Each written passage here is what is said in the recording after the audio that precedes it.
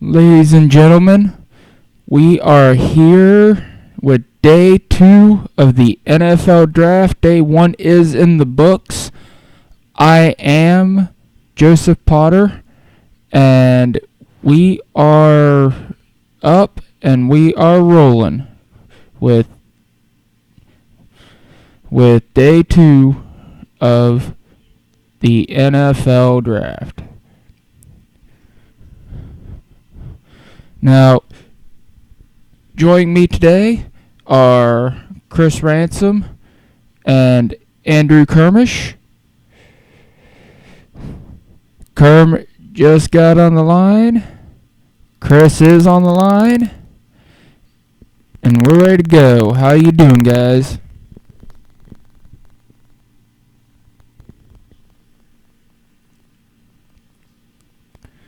Well, obviously they're mute for the moment, so okay, Chris is mute for the moment. At least we got Kerm. And now we're going to jump right into it. Who are your winners from last night? Here, Kerm.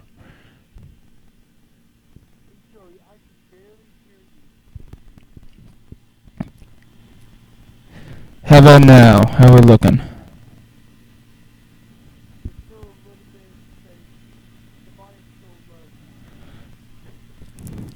Yeah, notice that. Let me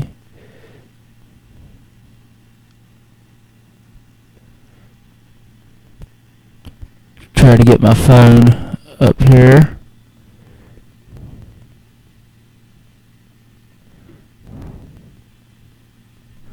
What about now? What are we looking at? Better, okay. Just had to adjust some toolbars there. Sorry for the inconvenience. We got Kerm's here. Chris is saying he can't hear us. Oh, that's why Chris is on hold. Kerm's on hold. Okay, now how do we merge these? Okay, let's merge these. Okay, guys. Guys. Can you both hear me? Chris, can you? Okay, excellent. This was my first foray at ever merging 2 phone calls at once. So, now, I've got to say, who are the winners and losers from last night? Kerm, let's go with you first. And who do we got?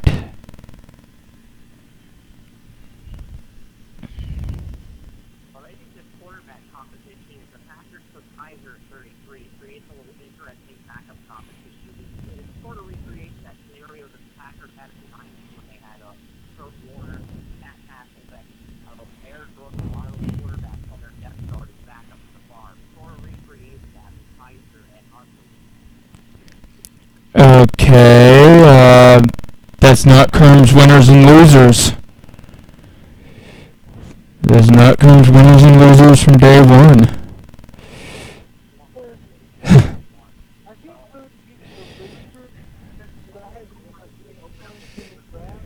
Day 1, all right? Okay. I didn't hear that question. Now I heard it. So the 49ers and the Browns are obviously the day 1 winners. 49ers getting a king's ransom from Chicago in order to avoid Mitch Trubisky, and they trolled him. I mean, they trolled him. There's no other way to put it. The Bears gave up way too much. They are the biggest loser of the draft. You can put biggest loser, the next contestant on the biggest loser, and has to wear a Bears t-shirt. We need to keep reinforcing that. But Solomon Thomas and Reuben Foster, excellent drafting for the 49ers. My brother, stepbrother, whatever you want to call him, is more really happy with the 49ers draft. He's a huge Niners fan. He's saying the 49ers. He sees Eric Reed and Mark Morningstar. Don't think they need another free safety compliment Wilson.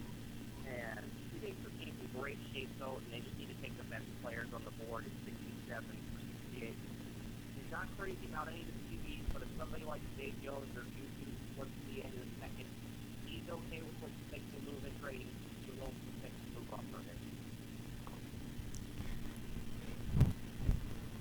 Kerm. The Browns and Niners, there were other teams like the Jaguars, the Jets, the Tampa Bay Buccaneers, Washington Redskins, Dallas Cowboys, teams that made good moves and awarded A-plus grades on drafting. Eagles and Barnett was a good pick too. So, I mean, I really liked a lot of picks, and the only thing I hated was the Bears moving up with Trubisky. Kerm, who are your winners?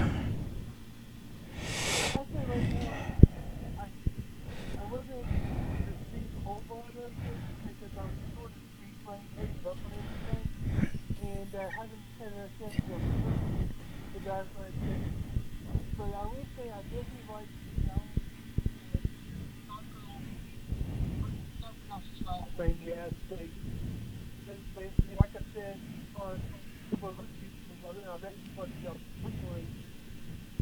earlier today, I like going for defensive linemen, but and I feel that today they need to work on secondary help. Work on cornerback or safety. There's a lot of secondary help available for Dallas in this draft. There is still an abundance of cornerbacks and safeties on the board for day 2, and I think the Cowboys will probably pick one of those. And for my winners, I'm going to go with the 49ers. Obviously, Solomon Thomas and Foster, as Chris said, that's definitely a attitude-changing draft for your defense. And I'm also going to go with the Cleveland Browns. When you get somebody like Myles Garrett, turn around and get Jabril Peppers. Then after, you go get David Njoku at tight end to help whatever quarterback you have there. You get, on defense, the entire attitude of your defense changes. And with Peppers, what I was thinking, I was saying constantly that Peppers doesn't do well when covering over the top. But I got to thinking, and I was getting to think, and when I was thinking, I said, well, Greg Williams is now in that defense, running that defense. I didn't think about it before, but Greg Williams has traditionally run a cover 3 rather than a cover 2 like most NFL teams run. And then, so I was thinking, if he's running a cover 3, Peppers is going to be up at the line. He's going to be covering the slot. He's going to be covering the run. He's not going to be playing a lot of over the top. And if that's the case, he's going to be going tight ends and such. He's not going to be in a position to where he's got glaring problems. So this may not have been as Peppers may be in a really good situation here with Greg Williams as his defensive coordinator. And so I really like what the Browns did in this situation, and I really like what the 49ers did. As far as losers, Chicago Bears, obviously. I mean, they didn't do anything to help their franchise. In fact, they confused a lot of people and gave up picks to do it. So, what are your guys' thoughts on those winners and losers? Well, with the Browns, I think Garrett's going to be a generational player, and David Njoku gives you another. So now you get 2 tight ends with Barnett and Njoku. Well, Chris, something that I read earlier is that Gary Barnidge has been informed that he will be released. David Njoku is going to go in as the starter into training camp. Wow. That's huge with Barnett being released, but that's a great pickup for anybody in free agency that wants a short-term player that can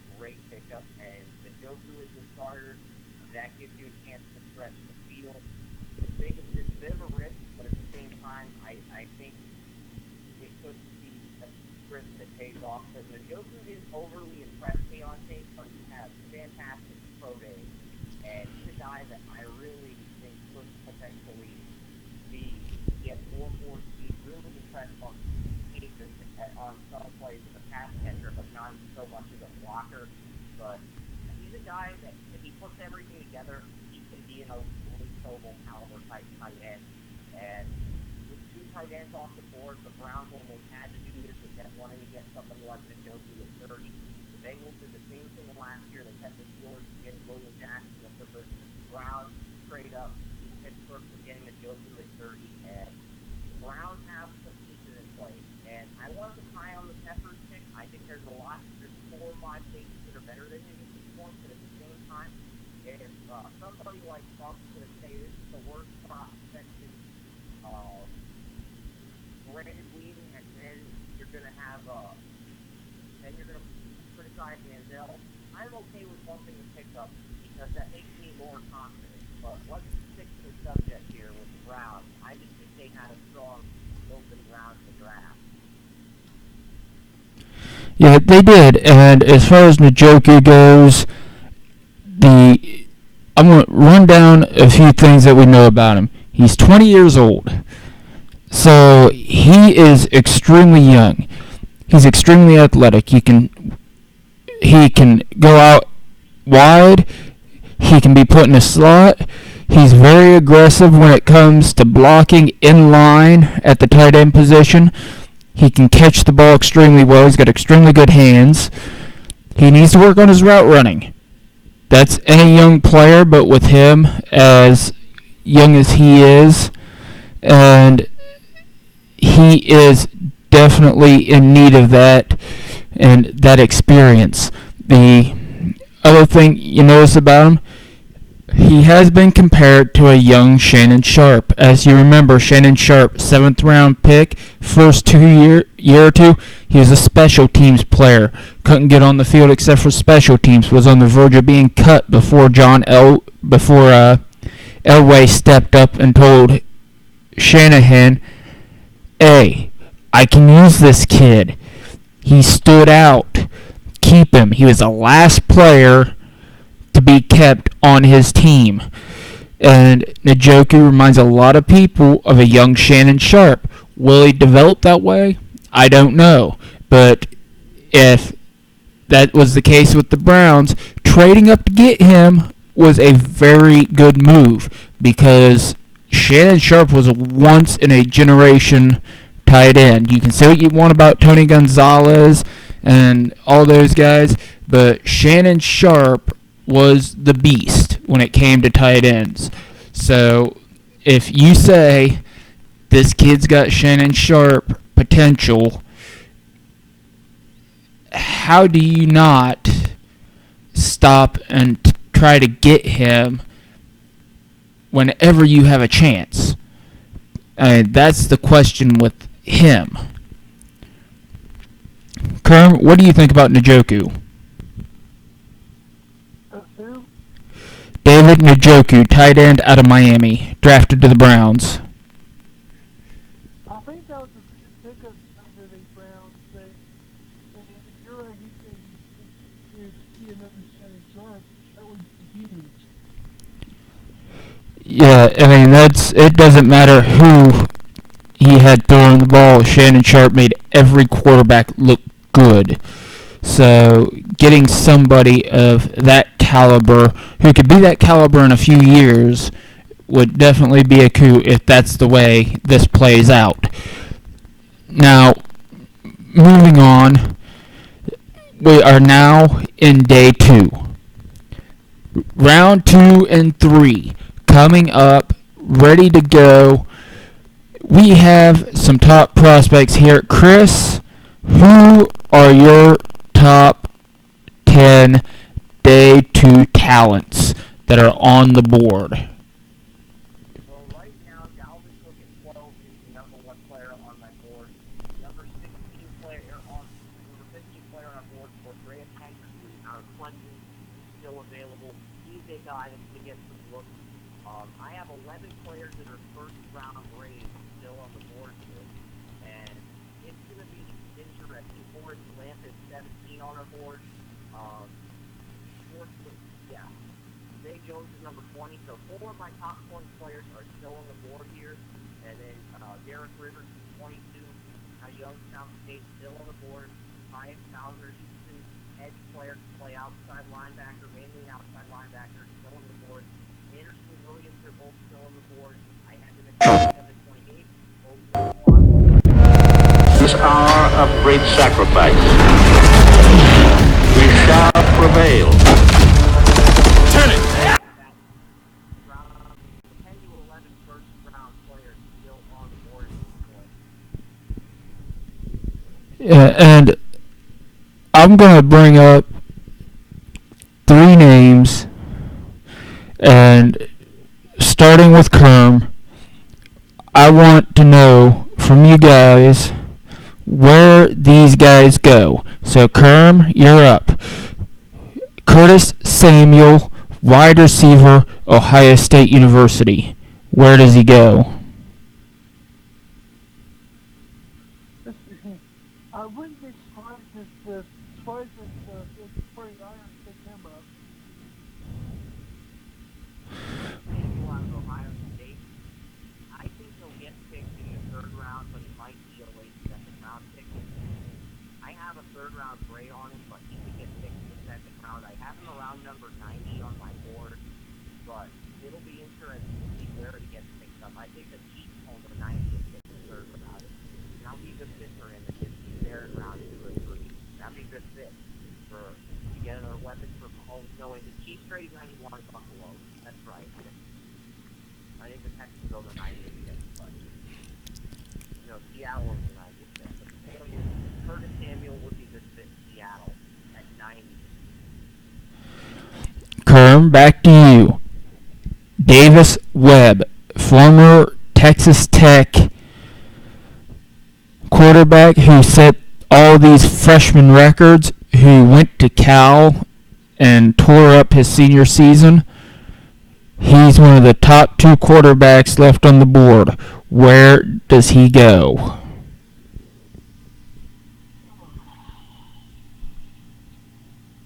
I have Davis Webb in Cleveland at 55 on my board, but the Browns may take him at 52, and I'm hearing, I know Corey is like the Raiders in the Saints. He wants the Saints to get Davis Webb at 42. I would not be surprised if Cleveland made a trade to the top 40 to get Davis Webb if Kaiser goes off the board at 33.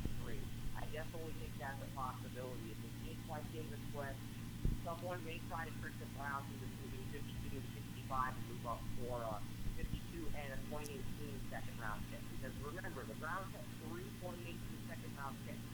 They might move one of those picks tonight if they know they are in danger of losing Davis Webb and they want to develop Davis Webb. Just take that into consideration and digest that. Kerm, what do you got, man? Where do you think Davis Webb goes? Listen, I'm not sure which team still need a quarterback. Maybe Browns already quarterback. The 49ers still need a quarterback. The Browns still need a cornerback. You still have a bunch of teams with older quarterbacks who are looking for replacements. 49ers take them. 49ers lost watch NBC 20 that one the other day. So this is NBC 40 still working. When they do team late, when the 49ers team, they could take any. So 49ers could get them. Now, here is the big question when it comes to the quarterbacks on day 2. Who would you take? You're the general manager of an NFL franchise. You need a quarterback. The owner's breathing down your neck. Get a franchise quarterback. Get a franchise quarterback. You got 2 guys. You got Davis Webb on one side. You got Deshaun Kaiser on the other side. Who out of those 2 guys do you take? Chris, you're up. So of those two quarterbacks, I would probably take Kaiser first. I mean, after Mahomes, the only guy I see with starting potential was Deshaun Kaiser. He has good mechanics, makes good throws, just needs to develop more deep ball accuracy. They need to go to the right team where he can develop that part of the game. I feel like the Packers would be an interesting scenario, and we can talk about that scenario a little bit later with him, Huntley, because it is an interesting scenario if they end up going that route. But there's also talk that the Chargers may try to move their second and third round pick to get up to 33 to get Kaiser and bring him in and develop him behind Phillip Rivers. Alright, Kerm, you're up. Which quarterback do you take to bring your franchise back to the promised land here on day 2? Davis Webb or Deshaun Kaiser?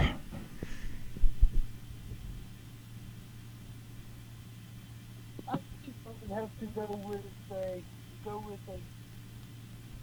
I think it would be good.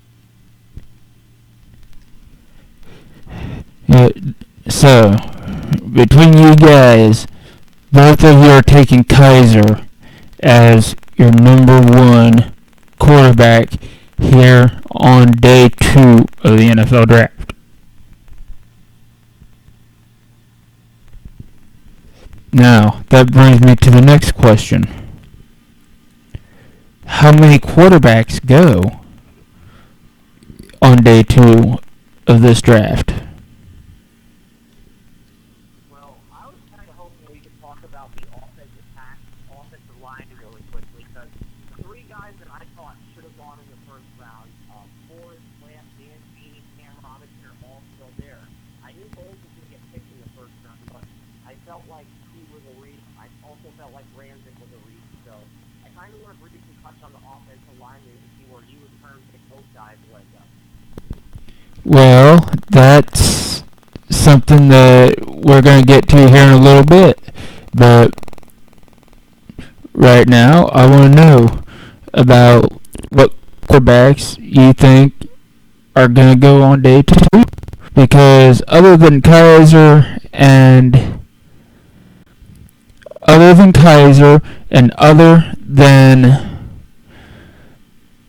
Webb, I'm not seeing much in. I'm sort of getting the spot that the Niners are going to take Peterman with one of those third-round picks.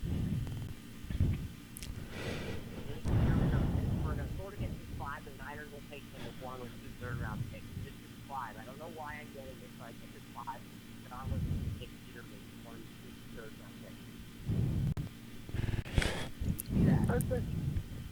I think 3 are taken. 3 are taken. Who's the third one, Kerm?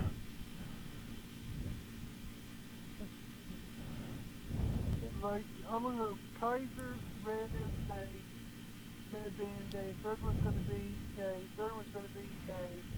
Peterson. I think these will be taken as well. Peterman will be taken as well. That's a nice one, because later. It'll be Peterson or Hyatt. One of those 2. Yeah, now here's the thing. Day 2, I'm saying all 4 of those guys go here on day 2. And here's a little tidbit from Adam Schefter. The Browns are still trying to get Jimmy Garoppolo, and the Patriots still won't budge. But the thing is, Jimmy Garoppolo is not going to stay in New England after this year if Tom Brady doesn't retire. So, as far as quarterbacks go, if You would at least have to give up 52 and 60 in order for the Patriots to even consider that. And I think they want one of those 2018 first picks. they budge when it came to getting a first-round pick this year, and that was number 12. I seriously doubt they budge when it comes to getting second-round picks. So I'd have to say the Browns are trying, but at this point, well, they offered first round picks. New England is sticking to their 2 first round pick for Garoppolo. They may end up losing him without getting anything.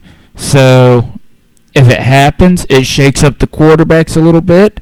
If it doesn't, which looks like it's going to happen because New England obviously doesn't want to get rid of him and is being stubborn about it, then you're looking at right now, there are no trades for quarterbacks. Quarterbacks that are already in the league that are most likely to happen. And that is an extremely interesting thing because the Browns are actually making an effort here. And the Patriots are saying, no, we would rather lose him after this year than get something for him. And that's extremely puzzling to me.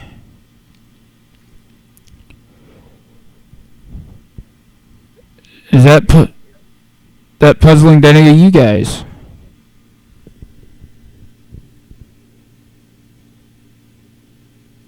Unless you're Garoppolo, I know he's going to retire in the next few years. I'm of the opinion, I'm ready to trade him, I'm ready to do something and for him instead of getting nothing.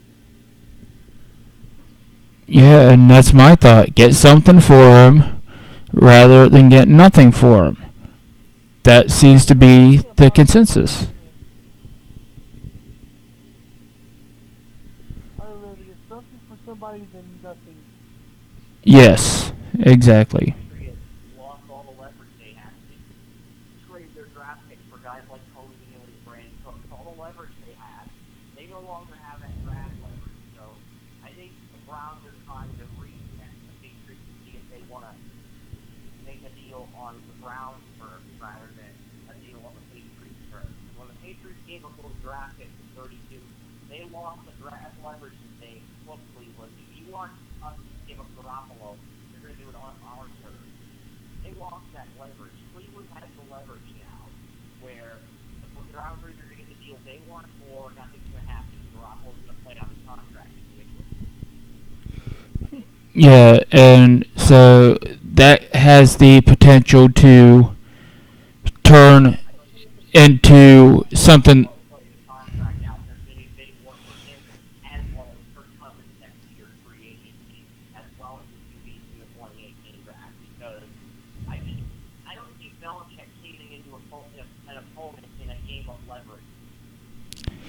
And this may be one of those situations where it ends up hurting Belichick and the Patriots, and in the end, we could end up looking at Garoppolo joining the 2018 draft class in one of the more stacked quarterback off seasons we've seen in a while. But alas, as much as that's going to potentially affect this year's quarterbacks and how they move in day 2, what about as of right now? We know, Chris, this is what you wanted to speak about. What about those offensive linemen that are left? Because there are a lot of good ones out there at the moment. Yes, Joey. 3 main offensive linemen still on the board. Morris Lance, who I had 17th on my board. Cam Robinson was my top-ranked offensive tackle, and Dan Feeney, the guard out of Indiana, can play interior on any of the 3 spots. Basically, he can play anywhere on your offensive line except left tackle. He has experience at right tackle, has experience at center, both left guard and right guard. He's the versatility to play both guard slots at Indiana's pro day. So he's a steal for Atlantic steal, Cam Robinson's a steal at this point. Those are the 3 linemen that I think should have been picked yesterday. I wasn't a fan of Bowles or Ramsey, but I knew Bowles was going to get picked due to the advantage of offensive tackle. I knew somebody was going to get those draft. So that's why I feel like there's some good offensive linemen still on the board. There's some good receivers still on the board. There's a lot of corners still on the board, a lot of safeties. So, and the 2 linebackers, Zach Cunningham or Quantum Phillips. There's going to be a drop-off at middle linebacker after those two, so we can see those two players picked today as well. Yeah, and Kerm, what do you think about this? Because your guy from Alabama's still there as well. I think, yeah, I think the reason Robinson wasn't picked, good initial start, as you know, I said earlier this year. Plus, there was only 2 offensive linemen taken the entire first 8 rounds, and they might have saw something on tape that wanted to knock him down a couple of spots. That's not knocking down a couple of spots. I don't think he will last long today. Yeah, nor do I'm pretty sure he goes early on in the draft, and and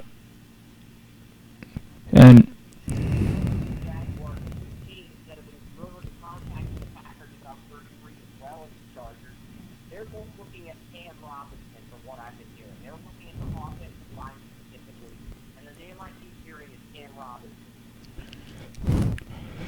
yeah, I'm looking at the Cam Robinson is a good fit for both the Jaguars and the Panthers because you got Leonard Fournette and Christian McCaffrey, the 2 lone running backs that got picked in the first round. What better way to enhance their offensive success by getting a blue-chip run blocker, sort of raw pass protection, but complement both Fournette or McCaffrey well in the running game. yeah, and that's a great point. And Dunderhead me, who simply can't push save on his screen when he's changing up the rounds, has to do that before I can look at round 2 in the order. Because I'm looking at numbers. The earliest I believe an offensive tackle can go is 34 to Seattle. And then after that, I'm looking at number 36 to Chicago. What do you think? Which one of those 2 teams do you think ends up jumping for an offensive tackle early, or an offensive lineman period early? Yeah, I think it's probably to be Seattle at first score, and I think the only way to keep Seattle from getting that left tackle they covet is if Jacksonville or Carolina trade up and took Cam Robinson. And I think they're looking at maybe Jacksonville and Carolina using Robinson in the guard right away because Carolina has Matt Khalil and Mike Delore at offensive tackle. They don't need Robinson to step in and tackle when one of them gets injured. And I think they would probably start him at left guard or right guard. They probably start him as a guard in Carolina or Jacksonville and develop him. And then if Brandon Albert didn't report to camp or he kept not showing up to off-season workouts, Jacksonville would say, you know what? This guy's making progress. Let's slide him over to left tackle. Yeah, and Kerm, what do you think? I can see Robinson starting and gone for a couple of years, then have him move over to tackle once he gets adjusted to the speed of the NFL. Yeah, I agree, Kern. That's a great point. He'll probably start on his guard versus tackle, but if a team like Seattle took him or a team like Chicago took him, I think they would throw him in at left tackle right away. So I think it's going to come down to Cam Robinson's success in the NFL. It's going to come down to what team ends up getting him in this draft. And we're going to know that very early. And the draft season is going to be faster. It was 10 minutes per pick in the first round. It's going to be 7 minutes per pick in the second round, starting at 7 tonight. Well, last night we had a lot of downtime in that 10-minute period, and I expect to have some more downtime today. And I expect... It was so bad that I was able to get up. I was able to get up with the guys that about the Cowboys thing after watching the Penguins game. I only knew it when a play was announced or the announced. I was able to catch up. Yeah, and I think the Penguins won 3-2 last night, and then after that, I think he flipped over to NFL Network or ESPN to get the Cowboys really quickly. And then I ended up watching then I ended up watching the rest of the draft. That's cool. That's good. Yeah, and I want you to look at these two teams right now because I don't think anybody realized which two teams now have two picks in the second round. We're looking at Carolina and now the Green Bay Packers both have two picks in the second round. So Well, what? if the Packers want Alvin Kamara instead of Joe Mixon or Dalvin Cook because of the off the field stuff, or not, they don't want Foreman because of his weight issues like Eddie Lacy. The best thing the Packers can do right now is to trade down and select more picks, so they can get Kamara. They can try to get an O lineman and Kamara in this round. They can try to get Feeney or Williams and then Kamara. They can get Feeney and Kamara with 2 second-round picks because they kept moving down. That's going to look like a really good draft on paper. It might not be the best draft in terms of getting the best player on the board, but it's going to be a good draft because they'll get 2 players at quality position, left guard next to Darby Evans and a starting running back, and they will have addressed most of the interior offensive line, if not all of it. They still have Corey Linsley at center, just like the loss of Jason Credder. Yeah, and now moving on to a little bit later in the night, we have round 3. Now, the top 3 picks in round 3 go like this. Number 65, Cleveland Browns. Number 66, San Francisco 49ers. Number 67, San Francisco 49ers. What do the 49ers do with numbers 66 and 67? Well, it's interesting. My nephew Ward was texting me what the Niners could do earlier today, and he thinks they need another free safety. They should leave Eric Reed and Hart as backup strong safety, leave Jimmy Ward the nickel corner. So just take the best player on your board, but probably free safety and a corner. Maybe somebody like Iowa Desmond King who can play both free safety and nickel cornerback. You need a guy who would push Jimmy Ward. He's also a guy who can plug in and take that free safety role as well. Or maybe go out and get Cameron Sutton. There's lots of possibilities. It largely depends on who falls in the third round. Because there's a lot of talented corners still on the board, and there wasn't a good ball in the third round. Kerm, what's your thought?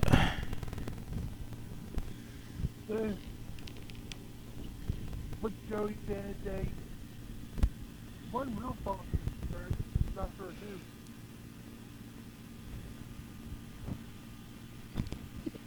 Yeah, so, but do you have any thoughts on number 66 and 67 as to which direction the 49ers could go? Not off the top of my head. I would also think the 49ers could trade back into the second round if a player who's still a first rounder on their board is still there at like 58 or 64 at that point. Do you believe they would move both 66 and 67 to move back into the second if there was a guy with a first round grade on their board at a position of like corner or receiver, and they want, or maybe even quarterback, and they want to come back and get that player? I could see it, yeah. I don't think John Lynch is that guy that is gonna be timid when it comes to getting a player he wants. We saw what he did with the number 2 pick. We saw him aggressively move back up into round 1. I don't think that stops just because it's day 2 of the draft instead of day 1.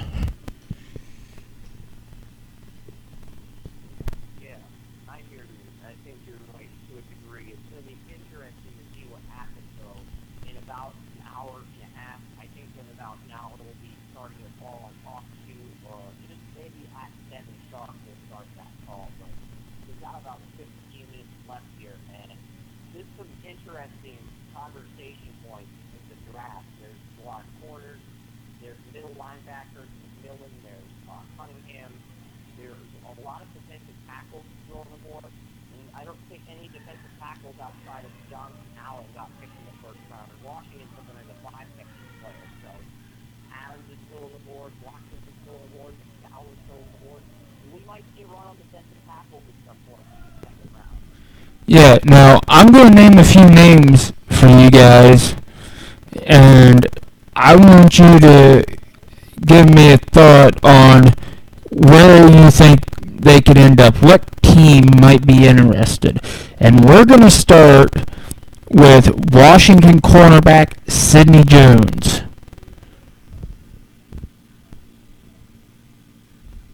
I think Sidney Jones ends up at Tampa Bay at number 50 because Brent Grimes is in a contract here. You've got Vernon Hargrave. You moved from basically a 4-3 Tampa 2 defense to a nickel defense with 3 corners, and you need that nickel corner, and you can minimize Sidney Jones' role in his first year if he comes back and just strictly limit him to nickel. And then when Grimes' contract is up, you move Hargrave to the field corner role, and you can where he'll progress and excel by his third year, you can move Sidney Jones to the boundary. I mean, that's a great fit for Tampa, and it allows you to move on from Brent Grimes without overpaying him and without getting rid of him before his contract is up this year. It's just rock and roll, reload the cornerback position, and I think that's a good fit for him. There's so many teams in the mid-late portion of the second round, Denver, Detroit. There's so many teams that need that extra guy for depth that can develop this guy for a year and then bring him into the starting lineup next year. So I think he's going to get picked within the top 55 picks. The question is he going to go to Tampa at 50, Cleveland 52, Denver 51, Detroit 53? That's the question that I'm sort of trying to determine at this point. Miami 54, I think he'll get picked in the top 55. Because there's so many teams like that, like Detroit, Miami, that need cornerback depth. Even the Giants, they have 3 good corners, but they lost their 2 corners, their quarter and dime corners to free agency, and they can put Sidney Jones in a role like that for a year or two, and then when they release Rodgers or Marty or whoever, they can put Sidney Jones in the starting lineup once he's recovered and developed. So I think there's definitely a market for Sidney Jones in that 50 through 55 range. Alright, Graham, this one's for you. I think the lowest Sidney Jones goes will be 62 to Dallas. Yeah, that's a nice place for him. I think the lowest he went is to Dallas. If Dallas needs secondary help, like I said, all day today. Yeah, and I think there's a chance he could go lower. Everyone's got a third-round grade on him.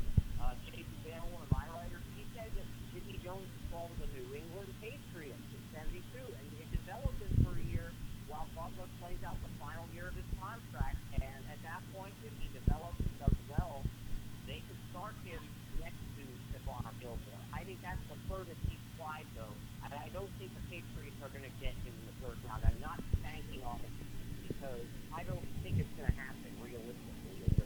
I don't think that's going to happen in the draft. I don't think Sidney Jones is going to end up on the Patriots. The demand for corner is too great, and there's so many teams that need a guy like this in a depth role for a year and then bring him into the lineup. yeah, and now, Graham, this one's for you. Tim Williams, rush from Alabama. Where do you think Tim Williams ends up? Early, You're the Alabama guy. You start. I think early mid second round. I don't see him last year. Mud in the second round. Yeah, so, and Last half the middle of the second round. Because I had To have a first-round grade on Tim Williams was amazing. They were moved to have a first-round grade on him, and they didn't take a pass rusher yet. So obviously, you can go back-to-back Bama players and get him in the middle of the second round at 46 or 38 where they picked. I had a late first round grade on him, but it wouldn't have, like I said, it would have spiked him for that. I had a late first round on him. I did too. I had him at 127 on my fantasy top 300. Yeah, that's not where I had him at. yeah, and now here's the thing: the teams that are in need of pass rushers in the draft here, you have Baltimore at 47, Minnesota at 48. You have Denver at 51. You have the Oakland Raiders, could use them at 56 for depth. Seattle at 58. Dallas at 60. And Atlanta at 63. All littered throughout numbers 45 through the end of the second round. So that fits in there, and Tim Williams could easily fit into any one of those positions. I think Wilson, the Ravens, I don't know, 46 is I'll be back. I gotta call you. Go on, Chris. But I think the Ravens is both for the two prime locations for Tim Williams in the second round. Yeah, and now here's a name that I'm high on. Someone who I think could go within the top 10 picks of the first round, or the second round. That would be safety Justin Evans, Texas A&M. Where do you think he goes? Name again? Justin Evans. Justin Evans. I had him to the Chargers at 39, but it sounds like they aren't trying to get a quarterback, but they really need a safety. The Chargers need multiple safeties, yet they brought back their strong safety, who's mediocre. They gave him a 4-year extension. They're ignoring their glaring issue with safety, and it's going to cause teams to pick them apart again on defense, even if the offense is good and is in a lot of shootouts for ratings. I mean, I just don't know what to think of it. So it's going to be interesting to see what happens, because they do have an issue. There's plenty of safeties on the board. Maybe that's why it looks like Williams is second. Maybe they wanted one of the safeties to start right away rather than both safeties. Or maybe they think they can get both of the safeties on day 2 with the pick. Yeah, now here is, I'm going to give you a combination here. Tease Tabor, Quincy Wilson, Florida. Interesting. I have the Raiders taking Tabor in the second round, and then I have Quincy Wilson. But obviously the Raiders, after they went Conley in the first round, I don't think they're going to go back-to-back corners. So Steve Tabor, I think Tabor can fall to maybe Green Bay or Pittsburgh in the late second round, and I think Quincy Wilson may be a fit from Seattle with their second round pick, not at 34, but it's the other pick in the 50s. All right, and we're going to go last name here, running back, Tennessee, Alvin Kamara. I had him flying to the Vikings in the third round, but the Vikings could take him here and then get a pass catcher and blocker that complements what David Murray. Murray's a great runner, but he's not a good pass catcher. That was Adrian Peterson's problem too. So if you get him for depth behind Murray, that's a good pick. If Oakland gets him for depth behind Luke, that's a good pick as well. There's a few scenarios where Alvin Kamara can absolutely keep play. Okay. I don't think him and only going in the third round. Okay, now, I think you're right. I had the Vikings take him in the third round. Mixon and Dalvin Cook are still on the board, and I feel like they'll both get picked before Kamara, and I think Foreman has a chance to get picked before Kamara too. okay, now we're going to go and we're going to look at a school that has two promising young players here that are day 2, rounds 2 through 4 prospects. We're going to look at Wyoming in the last couple minutes of the broadcast here. What do you think of wide receiver Tanner Gentry?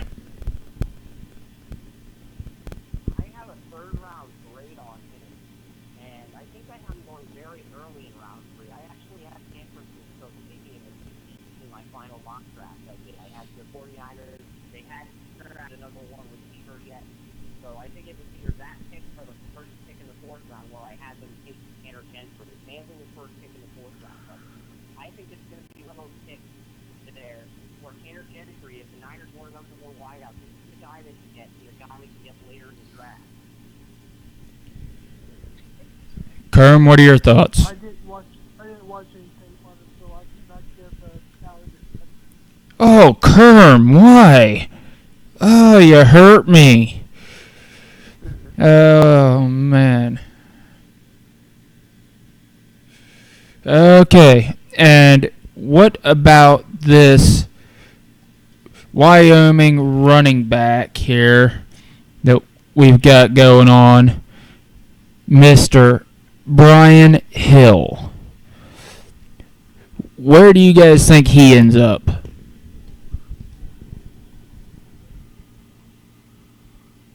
Brian Hill out of Wyoming.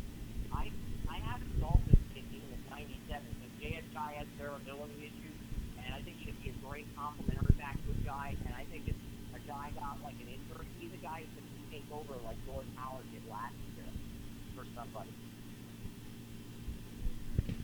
Kerm, you got anything?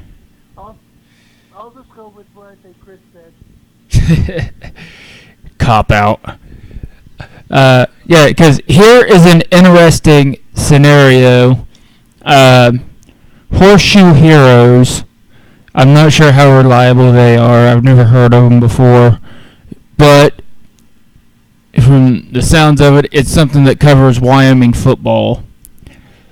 Have reported that the Colts have shown interest in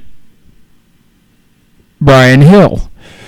Now, that would be an extremely interesting scenario because Hill is not known for his pass catching ability, but Hill is a very strong runner.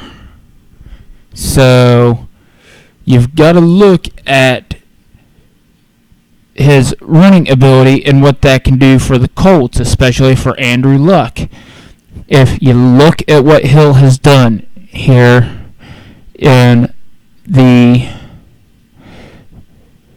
NFL or in his college career, he's been pretty much a touchdown machine.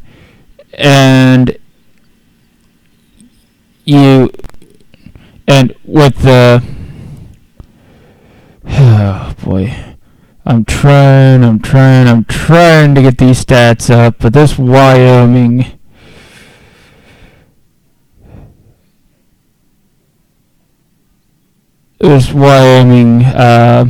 website is just a pain in the backside. And so I'm looking at the entire situation here, but this guy's been a touchdown machine. And when I pull up the stats, where would you think he would fit in with the Colts in his rookie year? I think he'd probably be a complimentary back, Brian Hill, because the Colts, their GM basically openly stated, we're not looking at need, we're going to take the best player on our board. Colby Hooker, a top 5 talent, fell to them at 15. Him and Jonathan Allen were the 2 best players on the board, and they probably had Hooker higher than Allen on their board. That's really all there is to it. So I think Colts are once again probably going to take that best player on the board strategy. Arizona's applying the same thing. They're going best player on the board in the first 4 rounds. But some of these teams, like the Ravens, they only have 165 players out of the 253 eligible on their entire board. After the 4th, 5th round, the Ravens are probably going to try to trade their remaining picks or use those 6th and 7th round picks to try to move up at certain points in the draft. I think tonight the Ravens are going to try to move those 6th and 7th round picks. If they don't have guys in their top 165 on the board, they're going to do everything they can at either 74 or 78 to try to move down or move up and try to put themselves in a position where they can get as many players in their top 165 as possible without going over that limit. Because we saw last year, the Patriots had 75 total players on their entire board for 2016, and once those top 75 players were all picked after the 4th round, Belichick tried to trade out every situation he could. Now, I'm finally got this up for Brian Hill at 6'1", 219 pounds. He led the Mountain West Conference in average rushing yards per game in 2015 at 135.9 per game. He was a semifinalist for the Doak Walker Award in 2015. Has over 3,000 career rushing yards in 3 years, and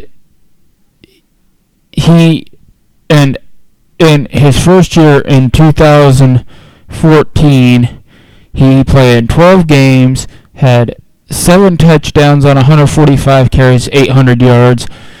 In his second year in 2015, he had 1,600 rushing yards, and then I'm not sure what he did last year. But given this at 219 pounds, you have to ask: is he simply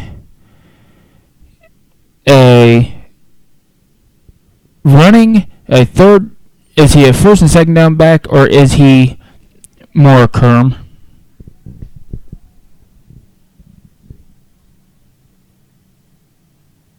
What did you say? I could barely hear you again. Yeah, my phone blipped because Chris left a call.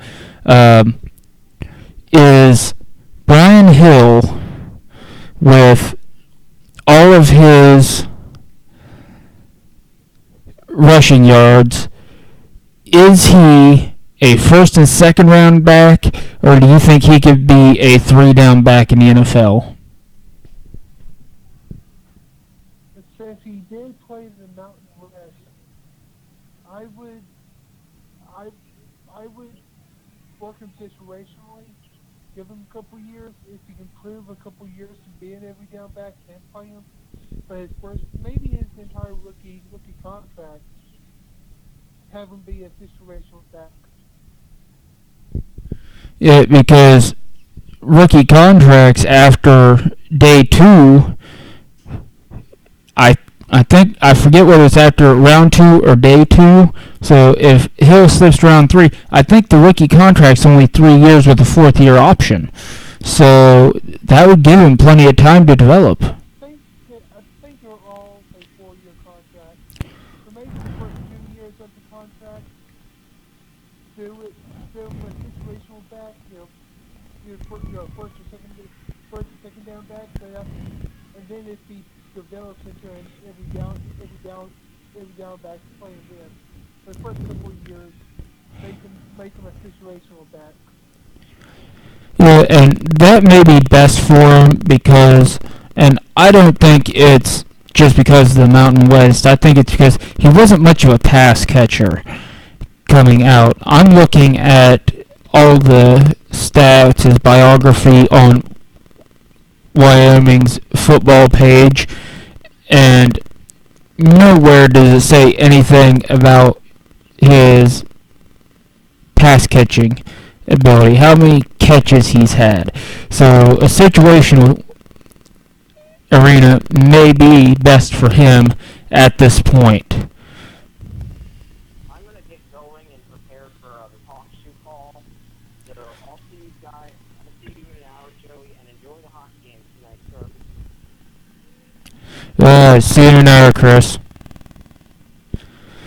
So, it is currently 6:05 p.m. We have been on the air for an hour. Kerm, what are your final thoughts on what you expect from rounds 2 and 3 tonight?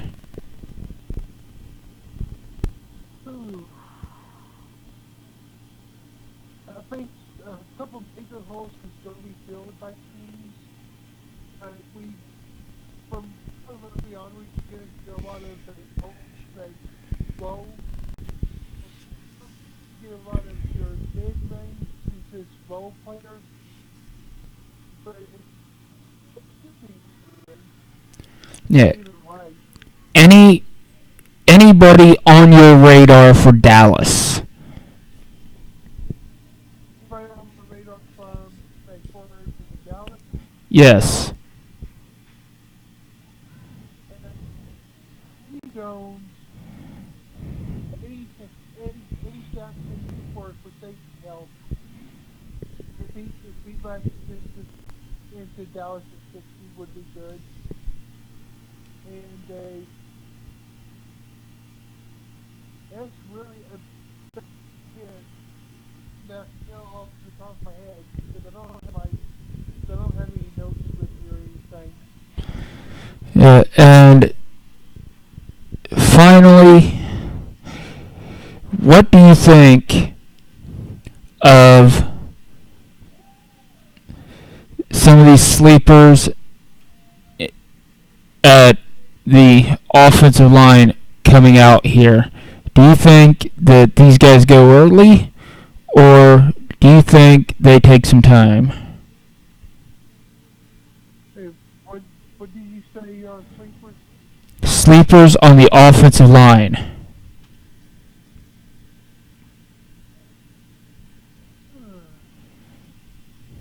Best sleepers on the offensive line?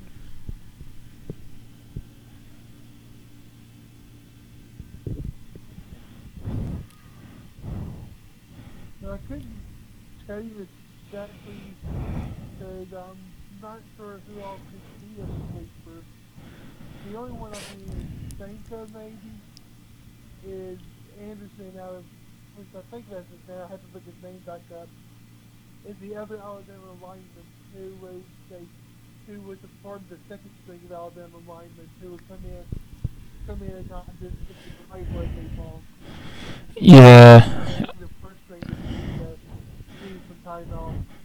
Yeah, I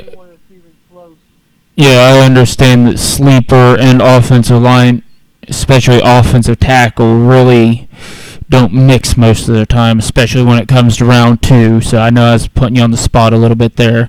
But to end the broadcast, we do have news. We touched on it a little bit earlier when we started the podcast, is that Gary Barnidge has officially been cut by Cleveland. The 31-year-old former Pro Bowl tight end is on the market.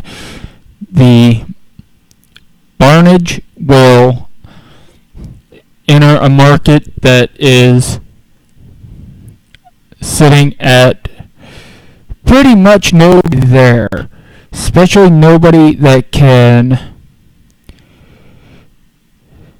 come right in and play. Barnidge is going to be competing with the likes of Chris Gregg and Larry Donnell for a contract. I don't see much of a competition at that point. I don't expect Barnidge to last long. I expect a team to come in and pick him up quite quickly. And ending the broadcast here, I'm going to leave you with a little tidbit. We have the second round, and this is where things are going to get interesting. You've got teams, you're going to have players with chips on their shoulders, players that should have gone, that feel they should have gone in round 1, players that look like they could be first-round talents that are going to go in round 2. You're going to have players that look like they're third or fourth round talents going to go in round 2. Second round talents going in round 3. You're going to have your basic second and third round of your draft, but with some of these available players, guys who are expected to go in the top 10 to top 15, all still there. A couple of them could probably be there for at least 5 to 10 picks into the second round. You're going to look at a lot of guys who have a lot of chips on their shoulders, ready to go and ready to prove the entire football world wrong.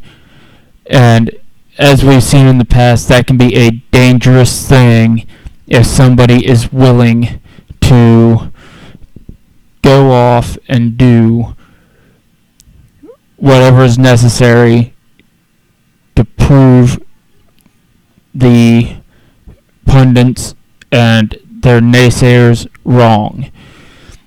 So, that being said, for Chris Ransom, the CEO of Draft Utopia, for the Kerm, Andrew Kermish,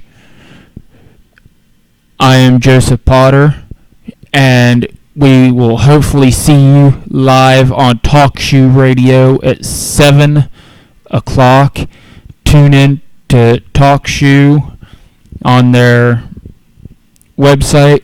Look up the Draft Utopia podcast and join us for live coverage of rounds 2 and 3 of the NFL Draft tonight at 7 o'clock.